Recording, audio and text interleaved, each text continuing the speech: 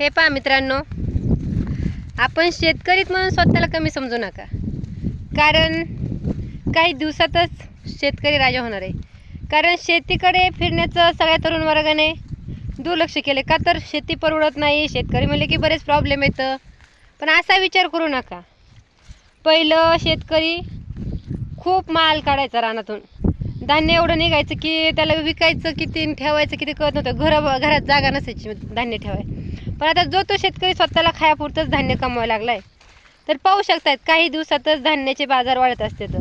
कारण ज्याने त्याने स्वतःपुरतंच माल केला, विकायचं काय आणि नोकरदारांनी खायचं काय.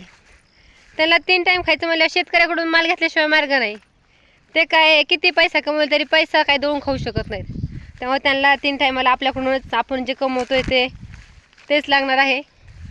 त्याच्यामुळे प्लीज मित्रांनो, शेतीकडे दुर्लक्ष करू नका. काही दिवसात आपल्या शेतीला खूप किंमत येईल. त्यामुळे तुम्ही डगमगू नका आणि एक दिवस आपला शेतकरी राजा झाल्याशिवाय नाही राहणार. # शेतकरी